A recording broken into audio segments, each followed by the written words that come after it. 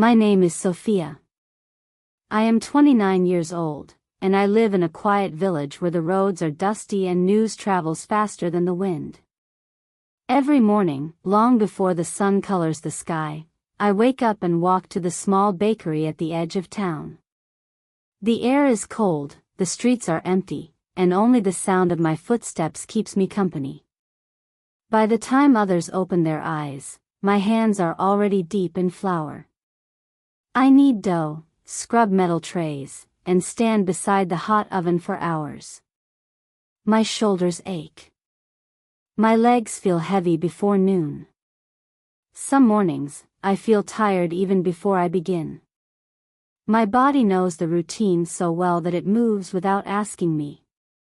I do not dislike the work, but sometimes I feel as if I disappear inside it, as if all my effort fades without changing anything in my life. At the end of each month, the same story repeats itself. No savings. No extra. No progress. I do not spend on luxuries. I do not waste money on unnecessary pleasures.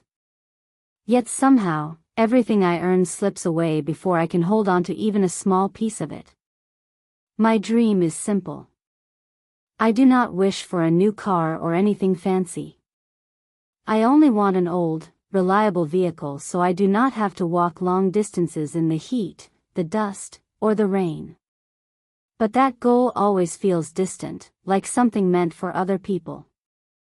When I return home in the evenings, my clothes carry the scent of bread, and my feet drag along the same uneven road.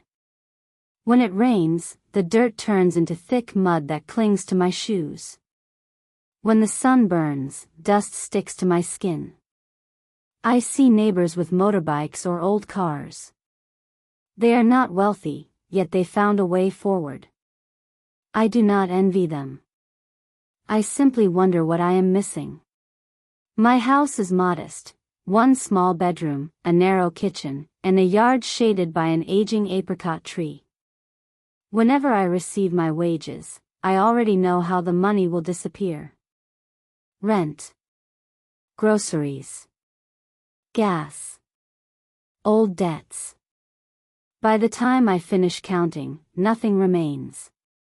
Often, in the quiet hours before dawn while bread rises in the oven, I think about my situation. Every attempt to save ends the same way. Something breaks. Shoes wear out. The stove needs repair. Bills increase. It feels like life moves one step ahead of me, always taking what little I try to protect. For a long time, I believed financial trouble belonged to careless people. I considered myself responsible, yet my reality never improved. That realization frightened me more than poverty itself. It made me feel trapped in a cycle I did not understand. One afternoon, while delivering bread to a customer named Marina, I overheard her telling a neighbor about her habit of saving just 1% of everything she earned. She said it was not about the amount but about awareness, about seeing clearly where money flows. 1% sounded meaningless to me. Too small to matter. How could something so tiny change a life?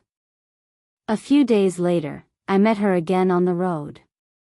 She smiled and told me to try it for 1 month. Do not wait for leftover money, she said. Take 1% first. Then observe what happens. The next morning, before lighting the oven, I made a quiet choice. I placed a single small coin into a glass jar hidden behind the stove. It felt childish, almost foolish, like pretending to play a serious game. That evening, I considered taking it back. What difference could 1 coin make? But I stopped myself.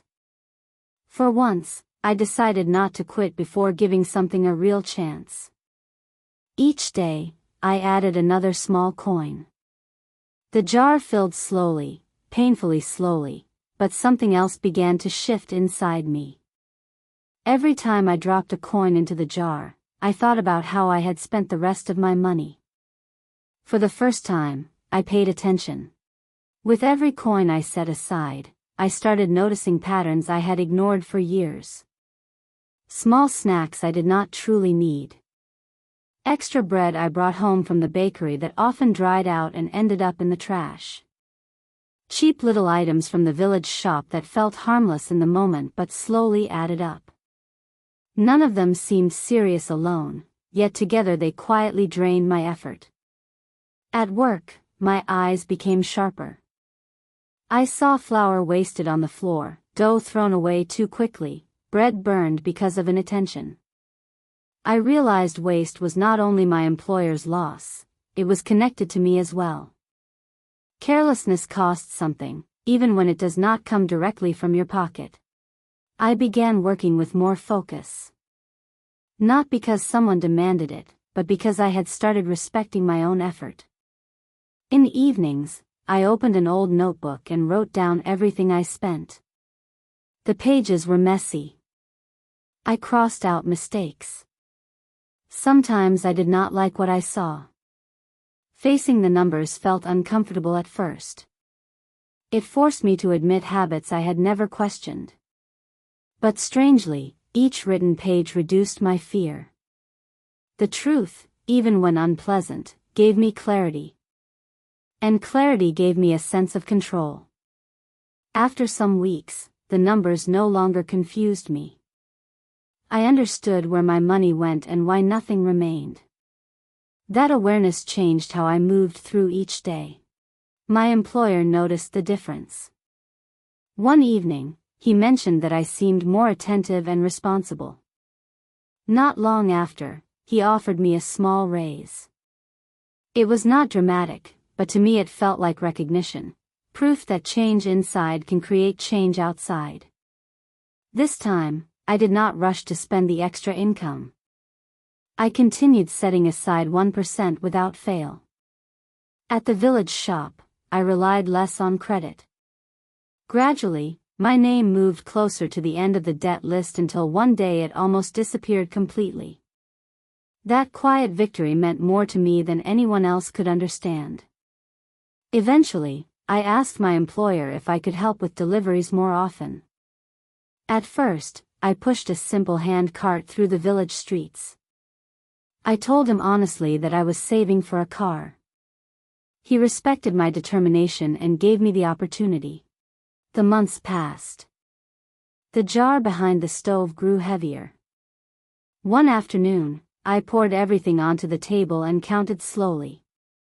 My hands trembled as I realized the amount was enough for a down payment on an old car I had been looking at for weeks. In that moment, I understood something important. I was no longer waiting for luck or rescue. I had built this step by step, coin by coin.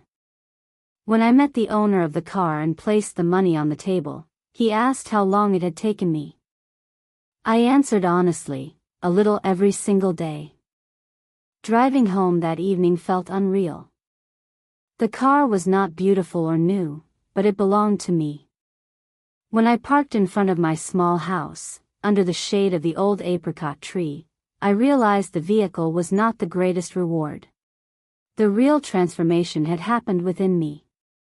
My life is still simple. I still wake before sunrise. I still work hard and count my earnings carefully. But now I feel steady instead of trapped. I feel capable instead of helpless. Saving 1% did not first change my finances, it changed my mindset. It showed me that discipline grows from consistent, modest actions, not from dramatic promises. If you feel stuck, do not wait for a miracle or a perfect moment. Begin with one small, manageable step. Pay attention to your daily choices.